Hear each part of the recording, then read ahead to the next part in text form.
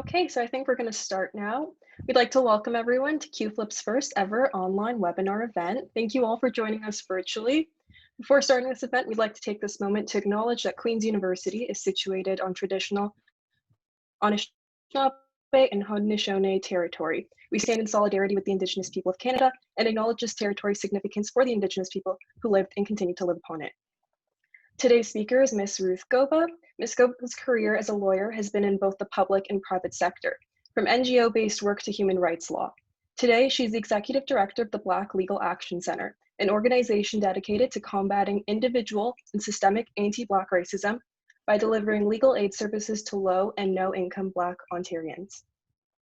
Today's discussions will encompass what legal action for the Black community has looked like, especially with the recent events of the COVID-19 pandemic and the rise of the BLM movement. The lecture will end with an interactive Q&A period where you can anonymously send in questions for Ms. Goba to respond to. These questions will be sent to Carolyn Marful to moderate. A reminder that we are running a fundraiser for the Black Women in Motion Fund, which is a Toronto-based youth-led organization that works to empower and support the advancement of Black women and survivors of sexual violence. It will remain active until the end of the night, and we invite you all to donate as much as possible. No amount is too small. And now we'd like to begin the presentation. Ruth, you can take it away. Thank you so much. I am honored to be here and excited to be participating in your first ever webinar. Thank you. So I thought I would start tonight by talking a little bit about Black and what we do, and then a little bit about anti-Black racism, because that is our mandate to deal with anti-Black racism, and then discuss the context within which Black is operating. So Black is I'm the executive director of Black. It's the Black Legal Action Center. We are a specialty community legal clinic, and we serve the province of Ontario. Our mandate, as you said, is to combat individual and systemic anti-Black racism. And so we are a clinic that provides direct service, as well, direct individual legal service to low and no income communities, or low and no income Black people. And we also engage in systemic advocacy, which includes test case litigation, community development, public legal education, and law reform. We use the definition of anti-Black racism that is used by the City of Toronto's action plan to confront anti-Black racism, and that is as follows. Anti-Black racism is policies and practices embedded in Canadian institutions that reflect and reinforce beliefs, attitudes, prejudice, stereotyping, and discrimination that is directed at people of African descent, and is rooted in their unique history and experience of enslavement and colonization in Canada. And I give the definition because everybody talks about anti-Black racism, and often when we go to speak at places, nobody's actually heard a definition of what it is. So I think it's important to kind of clarify what it is. So our vision at Black is a society where anti-Black racism is named and meaningfully addressed, where the humanity and dignity of Black people are centered, where the laws and the legal system are reflective of the real experiences of Black people, and where racial equity and full participation of all Black people in society is achieved. And so using that definition and that vision, we really work from a lens that recognizes the legacy of colonialism, slavery, and segregation that manifests itself today in different forms. And so it manifests, that legacy manifests in current systems of punishment, incarceration, criminalization, heightened surveillance, and scrutiny. And all of these kind of issues take place not just in the criminal justice system, but in education, in housing, in health services. And so we are dealing all the time at Black with all of these different manifestations in all areas of life for Black people. And so I will say that before Black opened its doors to the public, which was March of 2019, the board commissioned a needs assessment just to basically to help guide our work. And what it revealed was that there was no legal issue that people face that is not exacerbated or worsened by anti-Black racism or a failure to acknowledge the realities of Black life. So a couple of examples I can give you of that are, we all have heard of unscrupulous landlords who, won't fix things in units, and they put off maintaining the unit to appropriate standards. I can tell you that throughout my 20-some years of working in human rights law, I have seen countless, like numerous occasions where Black families are afraid to ask for the landlord to fix the units, right? Because there is a threat. There's sometimes threats that the landlord will call CAS, the Children's Aid Society, right? So you have the housing issue and the legal issue around housing and the Residential Tenancies Act, but it's exacerbated by the family being Black because the landlord has leverage to say, look, stop harassing me or I'm going to call CAS and they're going to come and get your children. And this is not just, I mean, this is stuff that we deal with on a daily basis, right? And so it's a very real threat. So just to give you a sense of it, 41.8%, and this is Toronto's Children's Aid Society, but I can tell you that across the country, based on anecdotal evidence, the numbers are pretty similar. 41.8% of children in the care of the Children's Aid Society of Toronto are of African descent, and yet Black people in Toronto make up only 6.9% of Toronto's population, and just 8% of the city's population is under the age of 18. So the disproportionality is really evident when you look at the numbers. And we have those numbers because there was a data collection process that took place in Toronto Children's Aid. Another issue, another example of how anti-Black racism exacerbates legal issues is when people are in prison, right? If people are criminalized, often for young Black people, there is an automatic affiliation with gangs, right? And so if you are affiliated with gangs when you're in prison, it influences the programming that you take or don't take. It influences whether or not you have access to educational programs in prison. And it's not because the people who are affiliated with gangs are actually affiliated. There is information that came from carding and street checks that you've probably all heard about in the context of the province, was shared with federal institutions. And what that did was, if you were, for instance, a young person in a playground or in a community center or on a basketball court, and the police came along, which they often did, and carded everybody in the area, and then kept those notes in a database. If there was anyone in the vicinity who was carded, who was associated with the gang or known gang affiliation, you were automatically affiliated, right? And so the impact, when I talk about everything being exacerbated, the carding and the racial profiling is really a result of people being Black, that they're being carded, right? So when I talk about there being legal issues being exacerbated, those are the sorts of things that I'm getting at. It's not just a simple Residential Tenancies Act, I need to have, I need to have my unit safe, or I want to access an educational program in prison. That's not how it works often. And so I want you to keep that in mind as we're talking about all the things that I'm going to talk about. So one challenge that we face with respect to our work is that people can only access our services if they are financially eligible. We are mandated to serve people who qualify for legal aid. But the problem is that anti-Black racism cuts across class lines. It's like gender discrimination.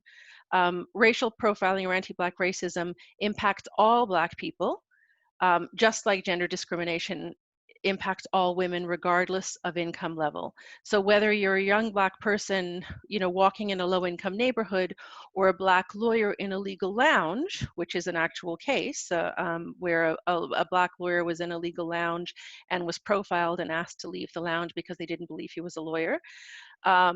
Whether you're a woman working in a low-wage job in the service sector or a CEO of a large corporation, race discrimination still happens and gender discrimination still happens. So I thought what I would do is give you some examples of give you further examples of the narratives that we see, right, in the daily work, and to talk about specifically how anti-Black racism manifests itself in the lives of Black people. And so because I think it's important to kind of put, instead of just talking about, I raised the definition, but instead of just talking about the definition, I want you to see what we see every day at work, right? So I've been doing this work for about 20 years, and there is a narrative, a little bit more actually, and there is a narrative that we typically see at our office when Black people interact with structures of authority or where there is an accusation of anti-Black racism made. And I see the narrative as indicative of the depth of anti-Black racism and how ingrained stereotypes are of Black people in our society, which stem from the legacy that I talked about earlier, right? And so I'm going to give you 3 different examples, 3 different areas of law: employment, education, and policing, to show how even in completely different social areas, the narrative about Black people is eerily similar. So in employment, we typically get calls from employees who are struggling at work and worried about losing their jobs, or who have already lost their jobs, they're on stress leave. And we usually hear that they have been employed for a long time with no issues related to performance. But that this was only the case until they raised an issue of discrimination, disparate treatment, or excess scrutiny, a failure to be promoted. They found out they were being paid a different salary to a non-Black colleague, an offensive comment, whatever form it takes. They tell us that when they raise the issue, that it's either not dealt with or is investigated by the employer, and that there is no finding of discrimination made. The person accused is typically defensive and adamant that anything that they have done or said is related in any way to race. And the employer can't imagine that employees or that employees or anyone in their employ is in any way problematic or in any way racist, right? We always hear, that they have all sorts of policies in place on diversity and inclusion, harassment, and that the policies are adhered to strictly, that no one violates these policies. And so what happens in employment is that the narrative becomes one where the employee making the accusation is deemed to be not a team player, is aggressive. Others in the office are fearful. The employee has themselves created a toxic environment through their attitude and general failure to just get along with everyone, that they're just being overly sensitive. And these are often the characteristics attributed to the people we hear from.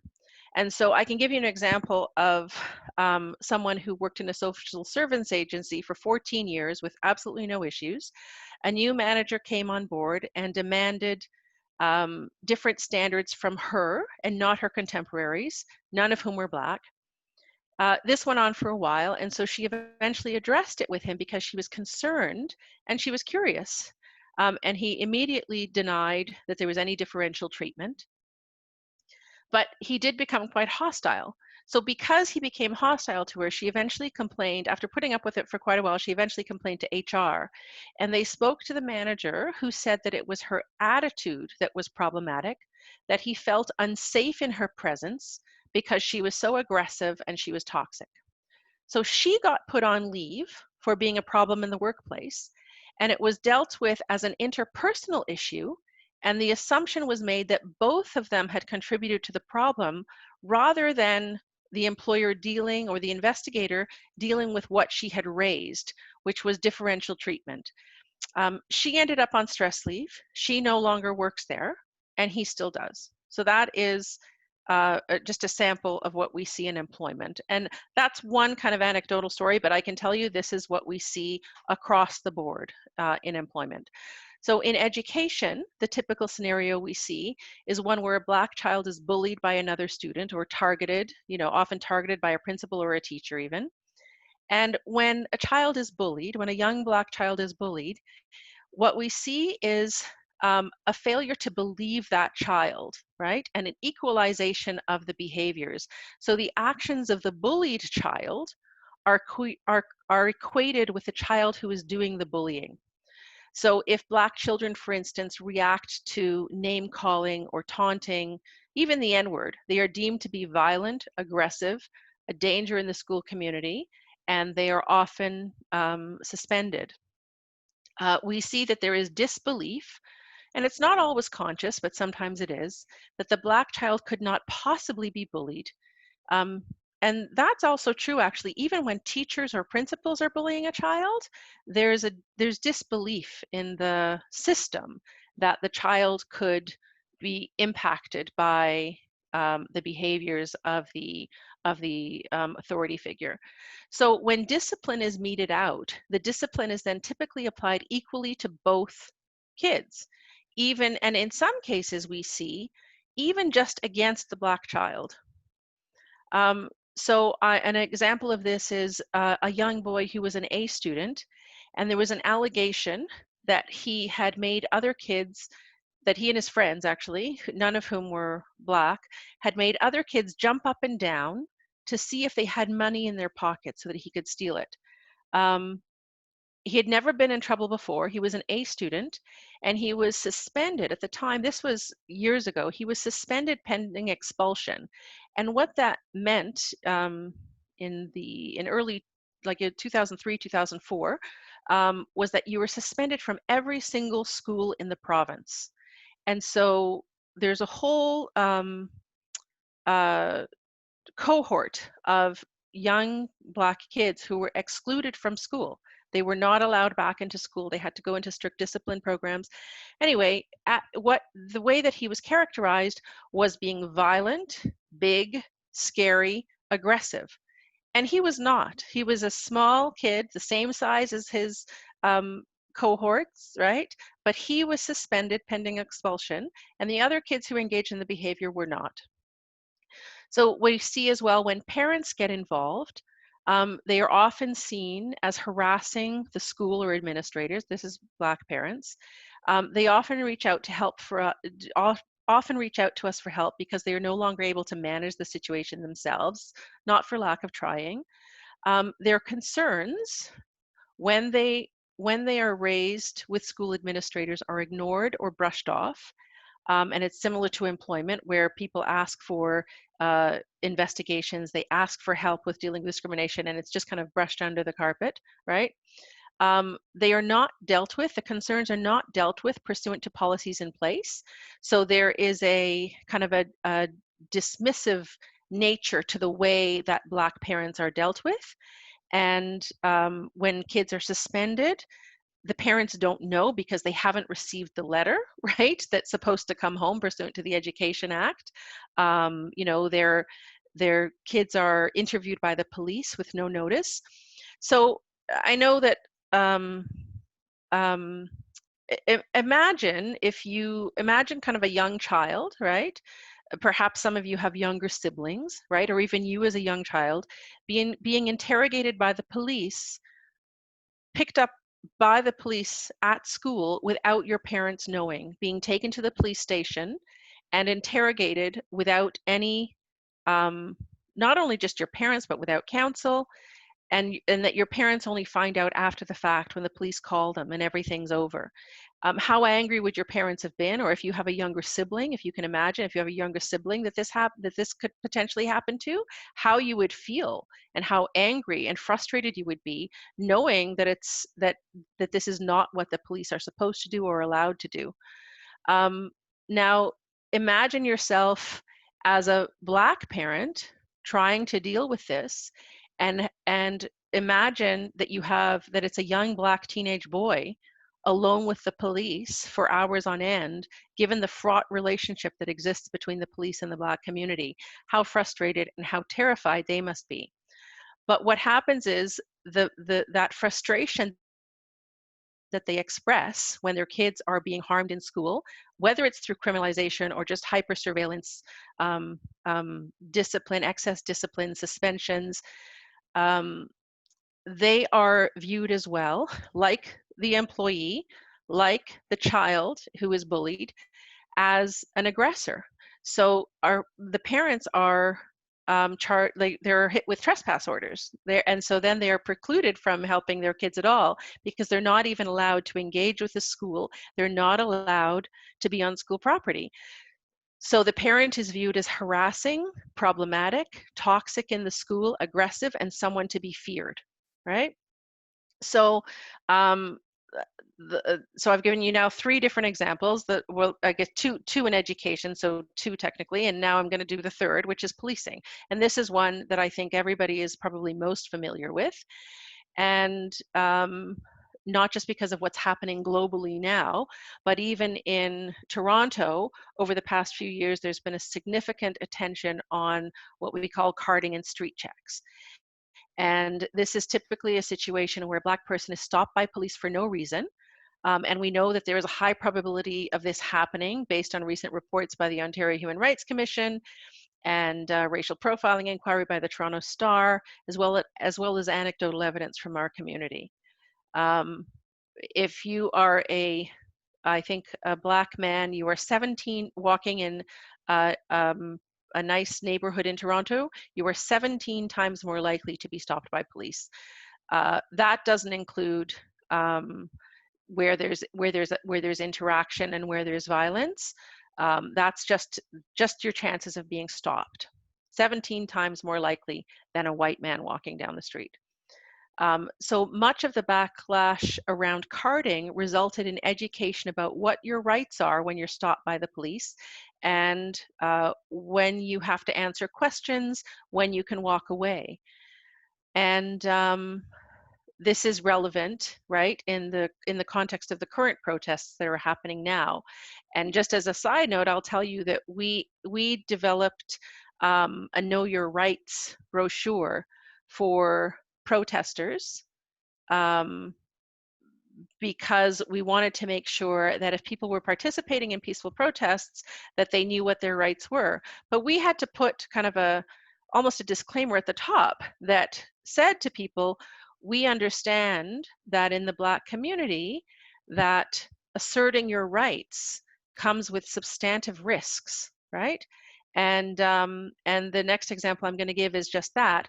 So this is, it's not always a realistic option to say assert your rights, because when you assert your rights, or your failure to follow instruction as a Black person is or to question authority is viewed as a threat. And this is both for Black women and for men.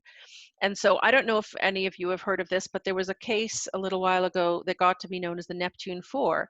And there were 4 young Black boys, teenagers under the age of 16, I think, on their way to an after-school learning program in a Toronto community housing complex in 2011. And they were stopped by the police because they were together. They were viewed as a threat, right? And the police asked them to identify themselves. And they tried to exercise their rights because that is what the entire province was talking about doing, right? And what ended up happening was that they were assaulted. So they questioned the police authority, right? And they asked why they were being stopped, and it resulted in their assault and subsequent arrest. And the police officer in the disciplinary hearing said that he was scared and had to defend himself. And so I just want to remind you that these are armed and trained police officers, right? They're armed and we're part of the Toronto Anti-Violence Intervention Strategy, which is something known as TAVIS. And their evidence at the hearing was that they were scared of these 14 and 15-year-old boys, right? And so the narrative is the same in policing, where the individual posed a threat, was aggressive, the armed officer's life was in danger, and so aggression on behalf of the police was necessary. And there was video evidence in the case of the Neptune 4 that revealed that the police had been the aggressors.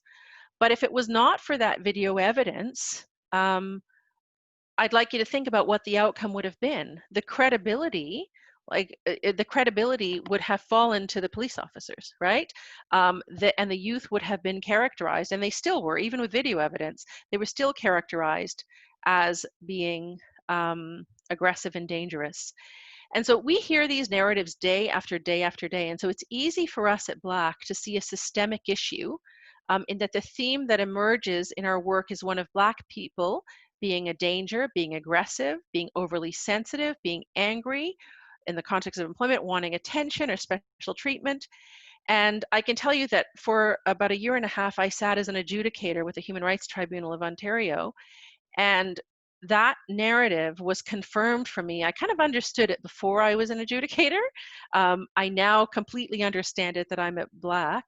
But every single case I heard, or every single case that I was involved in that involved race, this was the narrative that emerged from the respondent side, right? That there was toxicity, aggression, danger, threats from the Black person who was alleging anti-Black racism. And so I will tell you that I would say that if the video of George Floyd, which we are all familiar with, right, had not existed, that he would have been characterized as aggressive and dangerous, a big, scary man, Black scary man who endangered the lives of the police officers, right? And it's fortunate. I mean, when I saw that video, I was disgusted and saddened, but I was not surprised. And I was actually grateful that there was video evidence. And I think what the world is reacting to is the humanity in George Floyd that you don't always get to see when Black people interact with any structure of authority or the justice system or the police. You saw a vulnerable man begging for his mother, begging for breath, someone who was not an aggressor. But if that video and the CCTV camera shots that existed before that video had not been available, I doubt that it would have been that his side of the story or the narrative of the witnesses or the people that were with him, his friends, his family, would not have been believed, right? And so we see this with George Floyd. We see it with the Neptune 4. Recently, there was a case. There was Andrew Loku, who was. And this is all in Toronto. George Floyd was in the States, but the rest are all in Canada. Andrew Loku, DeAndre Campbell, where the narrative is someone who is a threat, all the things that I've talked about. And this narrative comes from really the history of slavery and how slaves were characterized in order to ensure their confinement, right? And so I will say that the impact of all of this on Black people in some cases is to silence us, right? Because the narrative is often internalized, and there's often the fear of repercussions of raising issues of anti-Black racism, as it seems to be the worst kind of ism to raise. And there's the late Christy Blatchford wrote an article about a little girl who was locked in a closet at school for misbehaving. She was Black, she was 6 years old, and what she wrote was, "When they come for you, whether it is with allegations of sexual assault or sexual harassment, or even worse, racism, or worst of all, because there's a hierarchy in racism too, anti-Black racism, you're done like dinner." And so I ask you, like, how in the world does the mother of a 6-year-old who was locked in the closet and there's not really dispute about it. We know it happened, because we know that it happened. How does she get characterized as someone who is coming for you? I mean, it was in the context of all the other allegations, and what was happening in the Me Too movement as well, right? Which is really problematic. But how the person who is standing up for their rights or their rights of their children is characterized as the person who is problematic. So I will say that when people raise issues of anti-Black racism, we know that once the issue is raised, that our workplace, our classroom, or friendship even will never be the same. We know that whoever we address will be offended by us, right? And when I talk about internalization, I talk about not wanting to be labeled as angry or being not being a team player or someone with a chip on their shoulder or aggressive or toxic, when our reactions are often human, right? And reactions to issues that we deal with every single day in every aspect of our lives. And so um, as you go out into the world, or to engage, or as you engage in school, I would ask you to be conscious about what you hear on the news and what you see at school or in your workplace, wherever you are. And it may seem that it's just an individual issue, right? That it may be that if it's employment, that it's just a performance issue and the person is, really difficult to work with, that a Black student was really engaged in bad behavior, or that the person stopped by police was really aggressive and a danger. But I'd like you to think about it a little bit differently as you go, as you go through the world, right? And listen really closely to the narratives that you hear about Black people, and why the people involved, why the individual is being characterized in the way that they are. And I would say not only do that, but it's not just that. And it's not just in policing, as I've said, right? And it also just doesn't happen in places that are not necessarily progressive, right? Um, and to be honest, it's actually more difficult to challenge people in progressive places where we're doing good work, right? And where good work is happening. And some of the most challenging cases have been with more liberal organizations because, I think what happens is we think and this, I learn too every day, just so you know. We are, the good guys. And so when you're doing the right thing or believe that you're doing the right thing or really want to do the right thing, it's hard to be told otherwise. And that the impact, and that's really what the issue is, the impact of what you are doing is not what you thought or intended.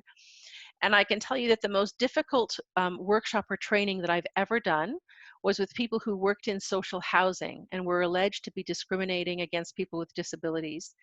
And they were absolutely furious. I did a human rights training with them, and they were absolutely furious at me for insinuating that there was inequity in how they were managing the housing, and that already vulnerable people were being negatively impacted.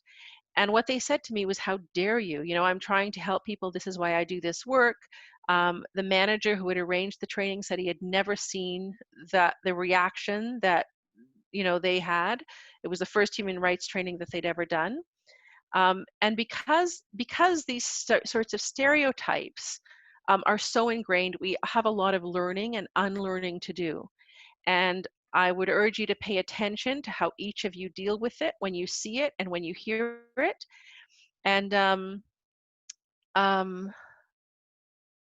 we see every single day people who are precluded from full participation in society because of the attribution of characteristics that are directly related to their Blackness. And this is the anti-Black racism that I identified above and that I defined above. So the perception that a child who misbehaves in class is menacing or threatening and needs to be excluded from school, rather than just being thought of as simply a child misbehaving, which often white children are given that benefit, or even it doesn't have to be someone white. Non-Black children are given that benefit of the doubt, right? The perception that a parent or an employee who advocates for fairness is a threat, rather than a parent who is distraught by seeing their child upset or harmed in any way and just trying to get help from the school that is not forthcoming. The perception that a group of young Black boys are threatening and to armed and trained police officers and worthy of arrest, rather than just a group of young boys hanging out together and having fun. And this context, I can tell you, happens all the time in university settings, where, you know, people are out and they're having fun, but the interactions with police, if you're a young Black man, engaging in behavior that's, you know, not ideal, that for other people is just, you know, is just students being students, is very different. The impact is very different, and the outcome can be very different and can be very dangerous. So I think in these examples, what I would say is that it's the Blackness itself that precludes the attribution of humanity and results in the differential treatment.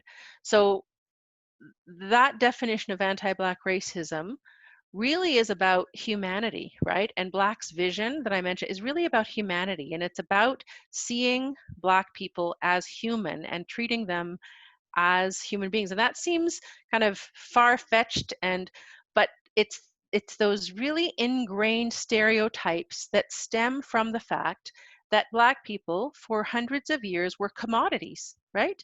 They were not viewed as human, and they were viewed as property.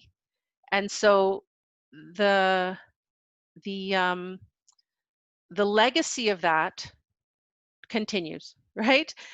And it seems you know, I think we saw it in what happened to George Floyd, and I think that's why the outpouring from across the globe actually has been what it is.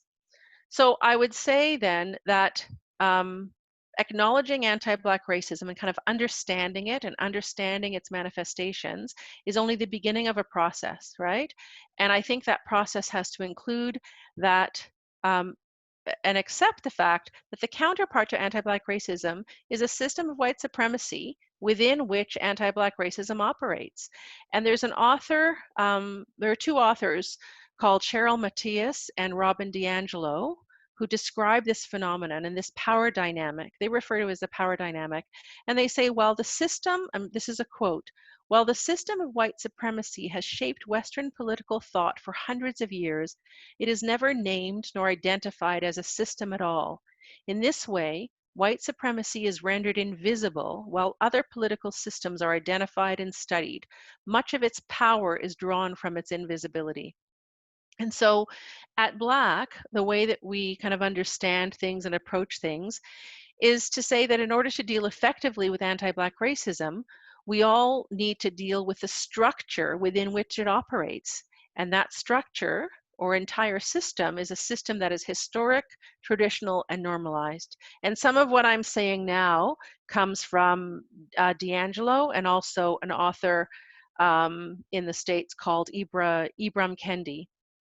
And so, and I am very cognizant that using the term white supremacy is disquieting, right, and is no doubt troubling to many, and that it invokes a very uncomfortable feelings for people about being labeled a racist. And what DiAngelo says is that most people take great umbrage to the terms being used broadly, but that it's really in this context, when the term white supremacy is used, is not referring to individual white people or to other races, but to individual intentions or actions, but to an overarching economic, political, and social system. And she points out that in popular consciousness, it's associated with radical groups like the KKK. But that this definition, this reductive or simplistic definition, obscures the larger reality of the system at work and prevents us from addressing actually the issues in the system. And so we always say at Black that there needs to be kind of constant and active recognition about this invisible system, that it undergirds and it basically ensures inequity in the system and allows for the negation of Black humanity that I've talked about earlier in this discussion, right? And Ibram Kendi says that it is imperative that these descriptive terms not be turned into unusable slurs, and that what this does is just frees us all into inaction. And that those who position themselves as liberal choose not to protect what is their moral reputation, right, rather than recognize or change their participation in a system of inequity. And so I take you back to that quote where Christy Blatchford said, you know, like the worst ism of all is to be called a racist. Like no one wants to be called a racist, right? And that's what D'Angelo and Kendi are getting at when they say, we have to be able to talk about it. Like you have to be uncomfortable because this is a system that impacts us all. And when I talk about internalization, it impacts Black people as well, right? And so it's also very important to understand that the power structure operates independently of the good intentions of individual actors. And so Kendi talks about being kind of neutral and not being saying you're not racist, and then being an anti-racist. And what he says is one either allows racial inequities to persevere as a racist or confronts racial inequities as an anti-racist. There is no in-between safe space of not racist. The claim of not racist neutrality is a mask for racism, and the only way to undo racism is to constantly identify it and describe it and then dismantle it. And so that the system, what he says, that the system kind of serves to maintain and support privilege, right? That results in Black people continually being stuck at the bottom of every marker. And if you look at any reports around employment, around housing, around education, around health, and we're seeing it now in the context of COVID, right? The impact of people not having proper employment, the impact of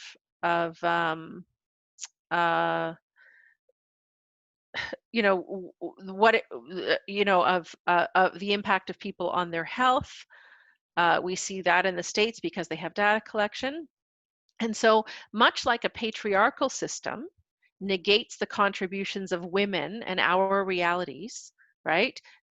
This is what a system based on privilege does to Black people. And so I would say as well, just as an aside, as we speak about racism and we speak about gender discrimination and patriarchy, think about the intersection of race and gender and where Black women fit into this discussion and the impact of all of this on them, right? And so I also want to talk a little bit about Canada, because Canadians, I think, the idea that no one wants to be called a racist and that people are kind of very polite about it and no one wants to talk about it, is very much a part of our psyche here in Canada. And we often compare ourselves to the States and we point our finger at the States and say, thank goodness we're not that bad, right? But what that does is evade the very real and prolonged violence and brutality that has and continues to be the reality for Black and Indigenous people across this country and in our province. And I'm going to read you a list of names of Black Ontarians who have been seriously injured or killed by the police in Ontario. And I'm just going to read the list, and that's all I'm going to do, just to get a sense, because I don't think there really is the perception that this is an American issue, and we are reacting to George Floyd, and we are reacting to Breonna Taylor, and we are reacting, to all of the harm that's done there. But it's significant here too. And so I'm gonna start in 1978. Andrew Buddy Evans, 1978. Albert Johnson, 1979. Michael Sargent, 1979. Leander Savory, 1985. Lester Donaldson, 1988. Sophia Cook, 1989. Marion Neal, 1990. Jonathan Howell, 1991. Royan Bagonot, 1991, Raymond Lawrence, 1992, Ian Coley, 1993, Albert Moses, 1994, Timothy Anthony Barnett, 1996, Andrew Bramwell, 1996, Audrey Smith, 1996, Henry Musaka, 1999, Chevrana Abdi, 2003, Stacy Bonds, 2008, Sharon Abbott, 2009, Alexander Mannon, 2010, Rael Jensen Jardine Douglas, 2010, Eric Osawi, 2010, Michael Elegon, 2012, Frank Anthony Berry, 2012, Daniel Claus, 2014, Andrew Loku, 2015, Quasi Skeen Peters, 2015, Alexander Wetlaufer, 2016, DeFonte Miller, 2016, Abdi Rahim Abdi, 2016, Andrew Henry, 2017, and Chantal Kripka, 2020. And there are 4 other people who just since January who have been killed while in the or died in the presence of police. And the most recent of those was Regis Korchinski Paquette, who was an Afro-Indigenous woman whose mother called for help, and she ended up falling over her balcony as a result of interactions with 6 police officers in her home. And so while there is currently a lot of media attention on policing, I would also say to you that the violence that Black people experience is not just in policing. It manifests in many different ways, and I've talked a little bit about it, right? And it is in the maltreatment of migrant workers, of young Black people in group homes, in forensic hospitals, in immigration detention centers, and in prisons. It's the damage inflicted on Black children in the education system who were underestimated, undervalued, streamlined into remedial programs, and over-disciplined, often criminalized. It's the children and the damage in the child that's done by the child welfare system, where parents are hyper-surveilled and have forced interactions with the justice system, and again, criminalized. And of course, the over-policing of our communities that results in disproportionate rates of detention, arrest, and charges. And so, and all of these mechanisms, all of these interactions with structures of authority result in violence, death, mental health issues, unemployment, poverty, and the list goes on. And so while these interactions are fairly typical for Black people, I would say that this is a massive failure of government at all levels to meet its obligations to protect and promote human dignity, equity, and non-discrimination in our society. And I also, in this context, want you to be conscious of how anti-Black issues are often, in the words of the UN Permanent Forum of African Descent, obscured by terms diversity and visible minority. And they talk about, and what Black talks about, is the fact that discussions around diversity often erase Black people. So the example that the UN working group on peoples of African descent came to Canada, and what they noted just in one area was child poverty. The child poverty rate in Canada is 18%. But when you disaggregate the data and you look at child poverty and you disaggregate data based on race, the number for Black children is actually 33%. And if you disaggregate further, it's 33% for Black children from Caribbean heritage, but for those with African heritage, it's a 47% poverty rate. And so what they say is, look, Canada, you can't just talk about visible minorities and talk about racialized communities. You have to really understand what's happening in the Black community and with Black people. And so when I talked about our vision, when I read our vision to you and I said where the realities of Black life, where there's a kind of a meaningful understanding and that the realities of Black life are understood, this is what I'm getting at, right? And so when this type of analysis is done, you may very well have diversity in your, in your school, in your workplace, but Black people don't always figure into that diversity. And so it obscures often Black people's experiences, and the realities of Black life disappear from the narrative, right? And even in social justice frameworks, Black people get put into categories of racialized peoples when the reality for them is quite different, right? So, the poverty statistics are just one example.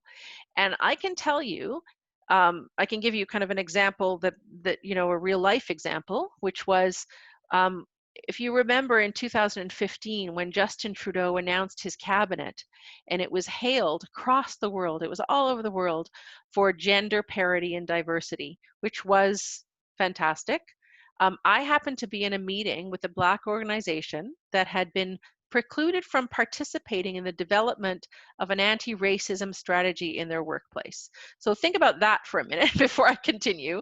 So it's a group of Black people in the workplace. The workplace was developing an anti-racism policy, and they were not invited to participate, and in fact were actively dissuaded from participating in the development of that policy. Imagine a policy on gender where women are excluded, or a policy on disability where people with disabilities are excluded from the development of the policy, or imagine any other type of policy in a workplace that would be developed without the input of the group that it is meant to assist, right? It's preposterous. But that's where we were. We were sitting in a meeting and they had come for help because they didn't know, they wanted to be a part of the process and were disallowed from it.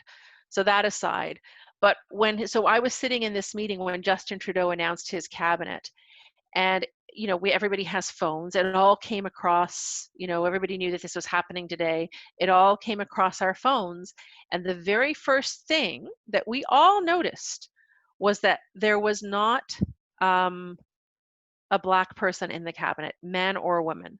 So this diverse cabinet, which he said, people asked him, I said, come on, it's 2015, but it was reflective of Canada, right? But it had no Black people in it. And so when you think about diversity, I want you to think about that as well. So I will say that race is a very complicated issue, and it's complicated for us as well. It's complicated for all of us, right? And at times people are afraid to be labeled as racist or ask a question for fear of saying the wrong thing. And this is particularly true in more progressive settings, right? And I will say that nothing will change if this continues. And if you think you identify it or see it, I would encourage you to speak out and to show your support for the person impacted. And if it's in the workplace, or in school, or if a professor says something, it's important to speak out. Everybody is asking Black now, what can we do? How can we be allies? What can we do? That's kind of the first step, is to actually kind of saying, you know what, you're right. And sometimes it may be uncomfortable, sometimes it may be hard, sometimes it may impact you, but it's critical that you do that. And we have a quotation on our website by James Baldwin that says, not everything that is faced can be changed, but nothing can be changed until it is faced.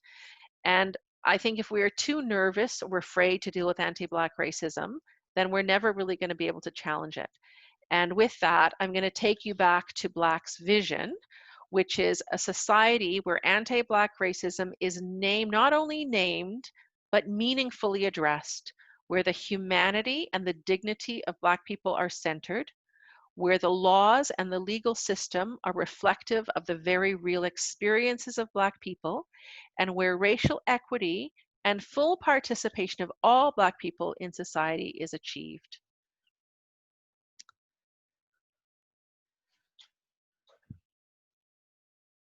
And I will end there.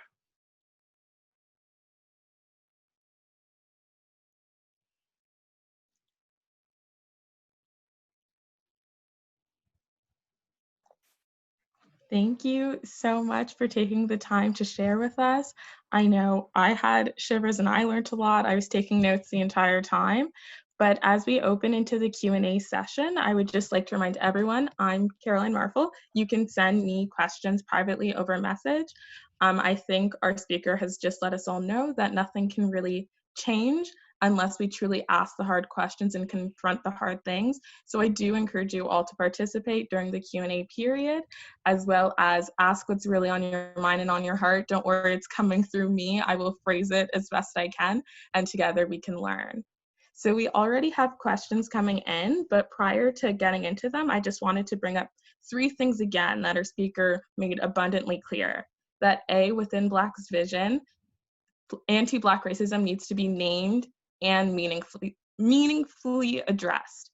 I think first and foremost, that means we need to recognize anti-Black racism, and to do that, I think we all need to learn more, unlearn something, so that should be a focus we take.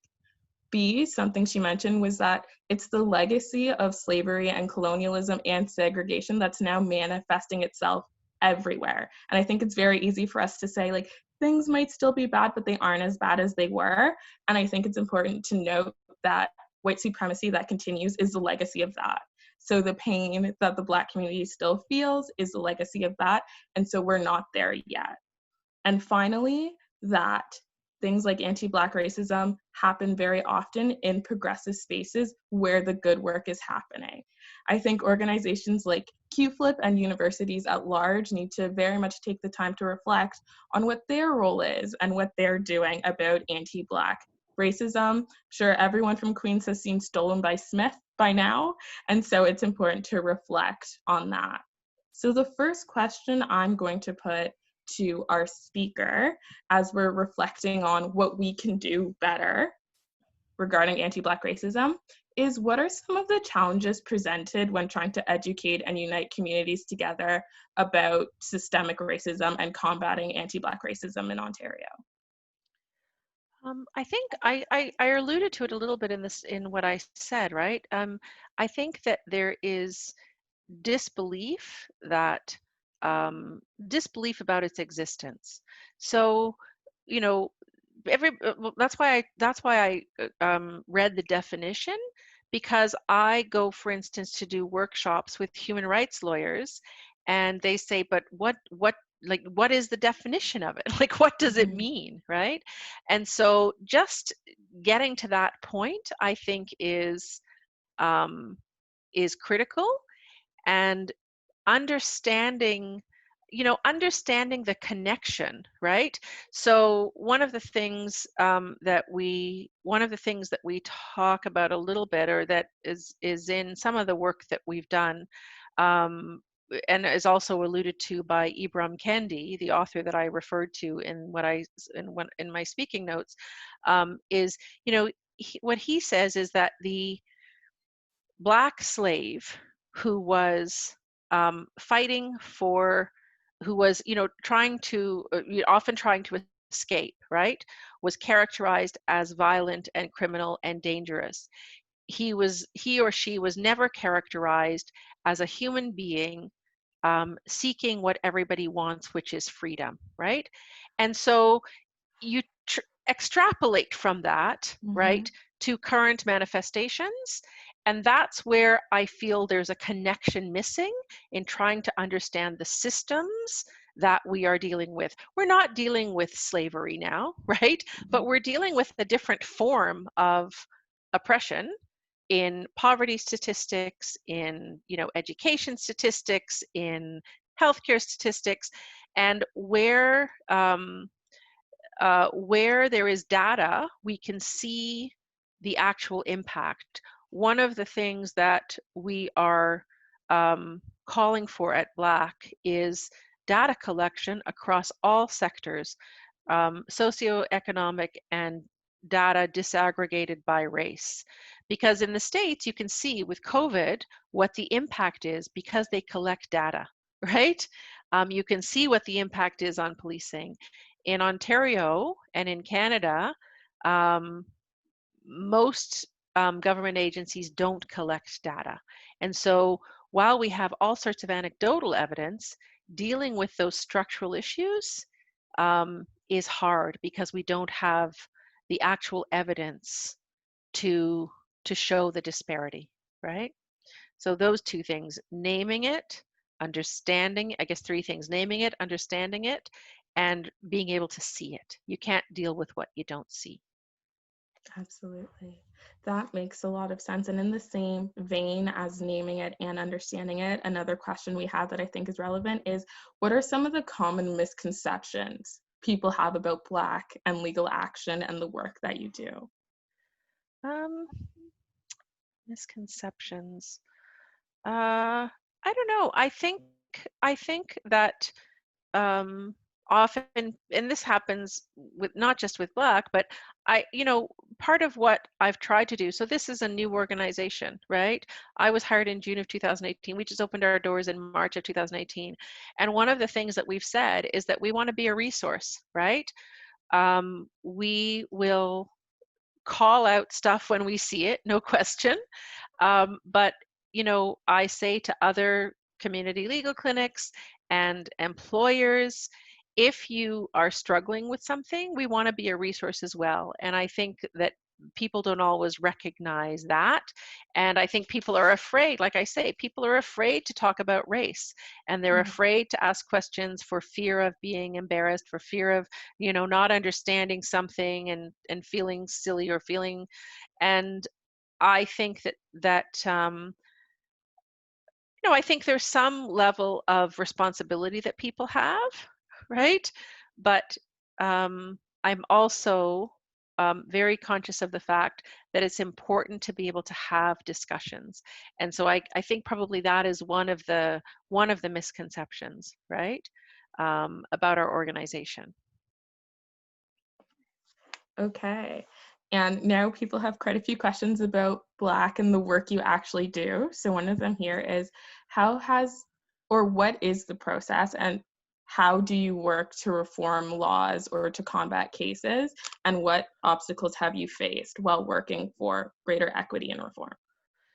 Okay, so we provide individual legal representation where we represent people who are dealing with anti-Black racism. So it's not just because you're Black, you come to Black and we help you. You have to be dealing specifically with an issue that that kind of falls under that definition. So if you are, for instance, immigrate, like if you have an immigration issue and you just need to kind of fill out an immigration form, or you have an immigration hearing coming up, that's not something that we would assist with. But if you have an immigration hearing and the officer has made a comment about, when you people come to this country, you're lazy, right? That is an issue of anti-Black racism. So in the context of education or housing, or that is the framework within which we provide assistance. We educate first and foremost. I think we do a lot of public legal education, both for our community and others. We advocate, so we engage in, we make deputations and statements all the time. On Friday, I was speaking to the Federal Committee on National Security around systemic racism in policing. And so we do all sorts of systemic advocacy. And you know, we hope that we make change that way, and that we change I talk about the narrative a lot, that we change the narrative a little bit. But at the end of the day, if it doesn't work, we can litigate. And so, for instance, in the context of COVID-19, we, in coalition with some other groups, brought a legal challenge against the city and the province for the failure to implement social distancing measures in the shelter system. So we know that because of poverty rates and poverty statistics, and what little evidence we do have, that the Black community is disproportionately represented in the shelter system. And we said to the city, you need to ensure that people in the shelter system are safe, right? And that the congregate living, that people are at least 6 feet apart, right? And so we couldn't make headway, and so we brought a legal action, right? So that's how we do the work. We try, I think, to educate, we try to advocate, but at the end of the day, we have the ability to litigate. I think it's very powerful to have that very last tool. Yeah. But another question is, how do you see activism changing? I think in this moment, we have definitely seen the power of a video or a transcript and things being recorded. But as I guess a lot of people have had an awakening and a lot of people have doubled down on their desire to do the work, how do you see the world of advocacy against systemic racism and anti-Black racism changing? I think people are not as willing to, I think people are not willing to be patient anymore, right? I think that's what's happening. I think in particular, in the context of what's happening in the United States and here, I think that people are tired, right? They are tired of a lot of talk and a lot of reports and statements, but substantively, nothing changing. And I think people are now saying, we demand change.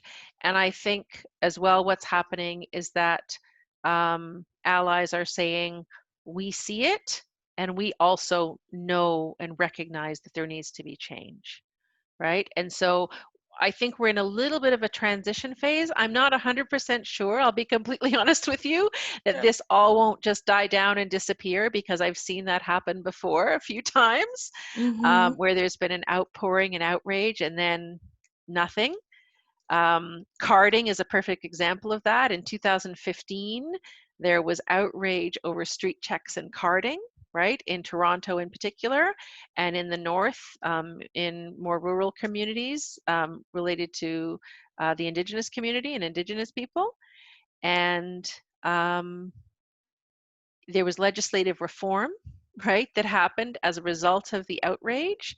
But what I know, and what we know anecdotally, is that nothing on the ground actually changed for the Black community. That the racial profiling that was happening, 30 years ago, that many activists that came before me and that will come after me, and and the people who we kind of build our work upon, like the shoulders on which we stand, the issues that they were talking about 20, 30, 40 years ago, are still happening now, even with the legislative reform. So I think that there is an unwillingness now to accept just talk and not action. I think you're right, and I think it's very welcome. I even know me personally, sometimes looking at data, I'm shocked by looking at things from 20 years ago to today and how little they've changed, even though you can read and see people advocating for the change. And a question that's kind of linked to that is, in regards to systemic anti-Black racism, do you think attempting to change legislation through protests and public action, or through a case-based approach, is more effective? Or maybe not about the efficacy, rather, what is the relationship, I think, between all the different streams of advocacy that are necessary? I think it takes everything. I think it takes everything, and that's part of what community legal clinics do, right? So it takes the activism, right? You know, I will tell you that when Black Lives Matter first started talking about defunding the police, you know, like the reaction was that's crazy. Like, how can they talk about, you know? But you know, that level of activism has changed the conversation a little bit, right? And so now we're talking about why is it that the police are getting, you know, millions of dollars in Toronto's budget, in the case of Toronto's budget, billions, right, to deal with mental health issues. I think the statistic is something like 80% of police calls are not violent crime, right? They are addiction, they are education, they are public health, they are and they are mental health, right? And so we're now having a conversation about why money is allocated to people who are not properly trained to deal with those issues, right? And so we issued a statement on policing, and you know, if you guys have heard about Regis Korchinski-Paquette, I asked the question in the statement, you know, what if mental health service providers trained in de-escalation had showed up to her unit when her mother called for help, rather than 6 police officers with guns and tasers? And I suspect she would still be alive, right? And so we have to kind of think about that. So when you ask me about what's necessary, um, we need the activism, we need the traditional law, right? We need the individuals to take stands in small ways in different settings all across the country.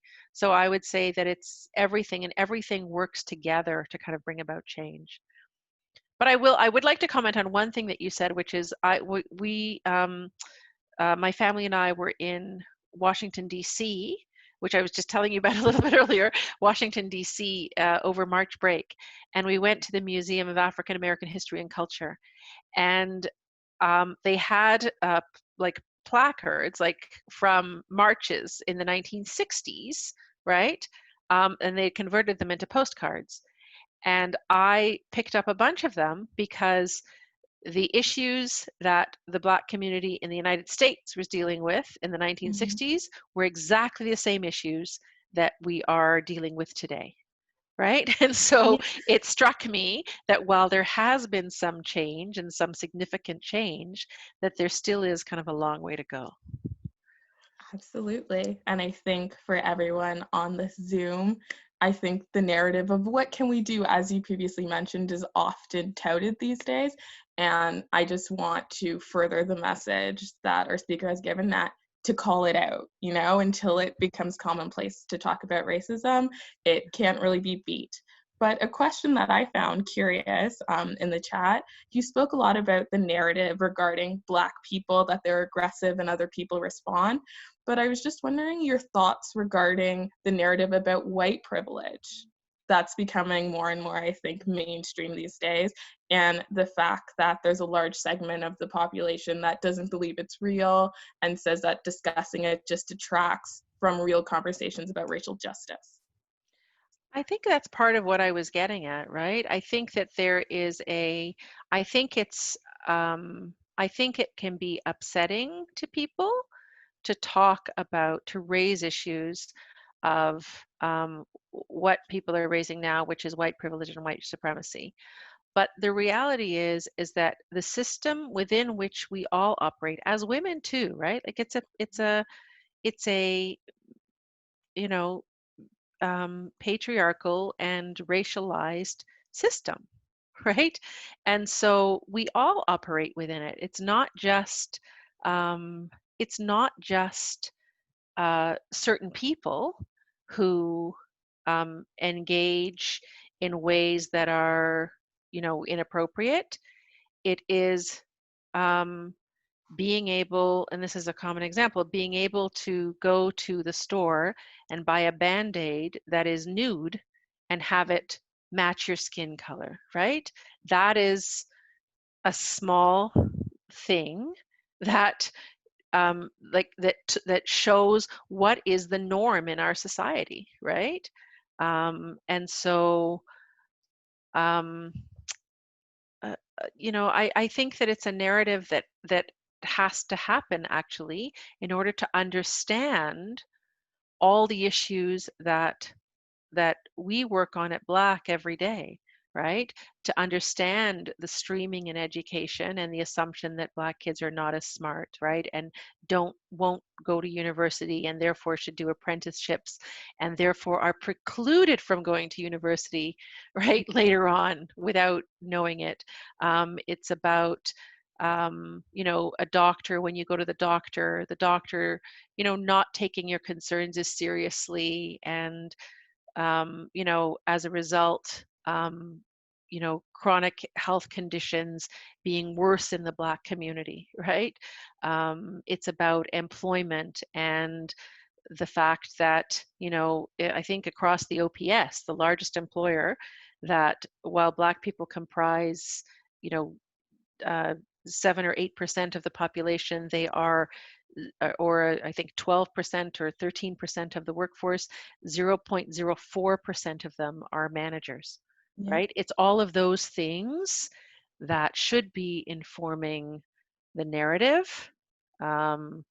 If you're talking about a narrative around privilege and white privilege, but it's not, you know, it's not just, you know, the authors that I refer to in my speaking notes.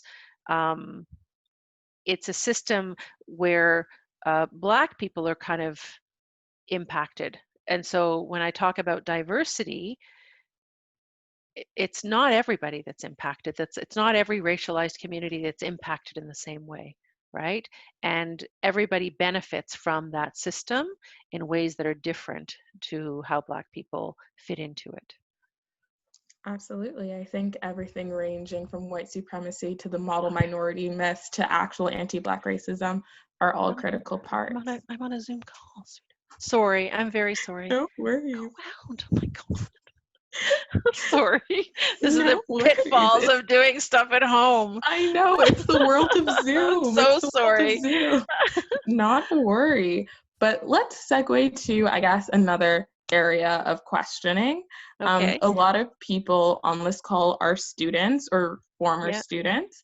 And a question that we have here is, from your and Black's experience with the cases in education systems, are there some key structures that are in place that perpetuate anti-Black racism within our schools, or even if you have any examples in, I guess, university communities as well? So in the, you know, in the education system, I'm trying to think. So there are, you know, so just recently, the Ontario Education Minister just announced that they are going to preclude streaming from happening. Mm-hmm. So that was a structure that allowed guidance counselors and teachers to say to Black parents, your child is going to go into an apprenticeship course instead of an academic course, right? And so that has now been precluded from happening. They're going to implement legislation, I think, that will preclude that from happening, right? So that's one example. In the context of university, I mean, I don't think I think that's part of the challenge of it, right? Is that it's not any single thing. It's kind of an entire system, right? Mm-hmm. And so it's trying to get people to kind of recognize how that system benefits some and disadvantages others, right? So in employment, you know, we see things like if you are, you know, the kind of the informal networking systems, right, that exist, where people go out and go drinking or go play golf. There are many people in different communities, immigrant communities, who don't participate in that stuff. And so they lose out on the benefit of getting to know the boss and getting to kind of be friends with everybody because they don't participate in those sorts of things, right? And it is what it is, right? And so we talk a little bit about that. So there was another example of something that I was just trying to think of, but it slipped my mind. I'm sorry. It may come back to me. Not a worry. It may come back. I'm sorry. No, don't be. I feel like you're Oh, giving I know what it great was. insight. It was search teams. So one of the things that happens is when corporations are looking for employees, right? They often employ search teams. Well, I can tell you that the search teams look for people who are most easily accepted kind of into the workplace, right? And so often there will be search teams that will put forward a list of 10 candidates, and none of them will be racialized and none of them will be Black, right? Because they want to make sure that the company hires the person that they've put forward, and they know it's easier, right? And so I encourage, when I talk with often we speak with we're asked to do kind of public legal education with corporations and with law firms, and we say to them, if you're using search teams, you make sure the search teams know that you want you don't want kind of typical candidates, right? Or what they view as sellable candidates. You want people who will bring something different to your workplace, right?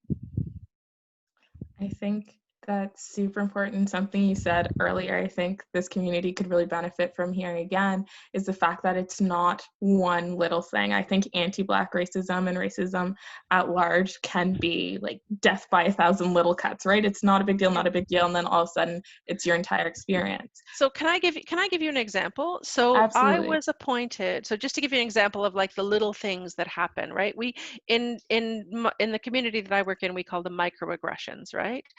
And so I was appointed to sit as an adjudicator with the Human Rights Tribunal of Ontario. So it's kind of a quasi-judicial appointment, right? And I had been home with my kids for many years, and I had nothing, like I had no professional clothes to wear. So I decided one day that I would go out and just do a whole bunch of shopping so that I could be presentable, right, at the workplace. I was home for 9 or 10 years with my kids. And so I went out shopping, and I went into a shoe store and was completely ignored, right, by the staff. I left and went to another shoe store and was ignored while I was watching other people walk in who were being helped. I went to get clothes and kind of had to sort things out for myself, right? Like didn't really get, a lot of help. I went to get some jewelry. I did it all in one day because I hate shopping, but I did. So I went to get some jewelry, and I was at the jewelry counter, and the gentleman behind the counter just was glaring at me the entire day, glaring at me, didn't ask me if I needed any help. But there were about 4 different people came up to the counter, some brown people, right, racialized people. And to each person that came up, he offered them a coupon and said, we're having a big sale, would you like to, is there anything you need? And I stood there for 20, because there was something I wanted, but I was so annoyed that he wasn't talking to me. I just stood there and waited. I eventually left. I went to buy a computer, and I had already researched the type of computer that I was going to buy. I knew exactly what I wanted, but I still wanted to ask questions. And the man in the Apple store was quite lovely, and he meant well, right? But I told him that I was going back to work, and his assumption was, he said to me, oh, so, what are you doing? And, are you gonna be an intern or something? Like it was like, he asked me, and I didn't say anything. And I said, no, and then he said to me, I had chosen the type of computer I wanted at the Apple store. And he said to me, I think that one's too expensive. I think you should probably, you probably can't afford that one. I think you should probably get the other one. And I said, no, I think I want that one. And I got it. And then he said, so what are you going to be doing? And I said, I'm actually going to sit as an adjudicator at the Human Rights Tribunal. And he almost fell over, right? And so I bought the computer. And he, I said to my husband, who you saw, right? He was like, I said, when if you go to the Apple store, that assumption that they're not going to assume that you can't afford to buy that computer, right? So it's those small things. And so by the end of the day, I was furious. I was like, oh my gosh, everywhere I went. And the irony of it was that I was going to be sitting as an adjudicator for the tribunal that deals with discrimination in the province, right? And so I went back to the jewelry section. Actually, after I left the community, I went back to the jewelry section, and someone else there was lovely and helped me, and I got a whole bunch of stuff. And I said to her, you know what? I want to go pay for it at the other counter. So we went, right? Good. And I went, and he just, and I picked up because there was something at that counter that I wanted, but I was darned if I was going to ask him to help me, right? And so I went and I bought a whole bunch of stuff, and I picked up the thing that I wanted, and he just stared at me, and this time I glared at him, right? So when you talk about like no one particular thing, at the end of the day, I was furious, right? And it's not because any one single thing was so terrible. Or, the guy in the Apple store meant well, right? He was trying to save me some money, right? But that underlying assumption that I couldn't afford something in the store, that underlying assumption that I was going back to work, I forget now, it wasn't an intern, but it was kind of a very entry-level job that he asked me if I was going to be starting. Those sorts of things grate on you after a while, right? And they happen to me, they happen to everybody. So you have to kind of think about that, right? As you're interacting with people. And if someone reacts in a way, you have to kind of think, okay, like what else has been going on? Because it's not just this one thing, right? Absolutely. I think from that story you just shared, that could have been a story from my parents. It could have been a story from me. And I think that's when you start realizing that it's something larger and it's something systemic. Yeah. The Q&A is going to end in 1 minute, but I just wanted to take a second and say thank you so much for spending your time with us before I hand it back over to the co-chairs. I know it meant so much for me personally. Like QFLIP was started because 2 minority women walked through Queens and was like, this isn't going to work for us. And so we created this group, and to have you here now, it's a great progression of 5 years. Exactly. So I'm going to hand it back to the co-chairs, but thank you very much for your time. Thank you so much. It was a pleasure to be here. Thank you for all of you who participated and took time out of your nice night schedule. We'd like to formally thank you, Ruth, for being so deeply thoughtful and insightful, and for not just speaking to your intellectual experience, but to your personal experience. It truly is irreplaceable for us. We'd also like to thank Carolyn for moderating so beautifully.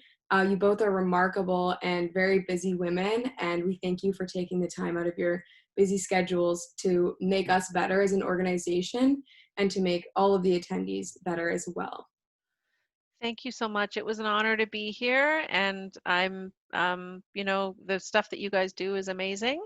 And so thank you so much for including me and having me come and talk to you and interacting the way that we did.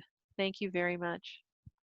I know Sophia already said thank you, but just from behalf of me as well, this really meant a lot. And at one point I texted her, I was like, I'm crying right now, because this was a very, not only meaningful, but necessary conversation that I think we'll all reflect on afterwards.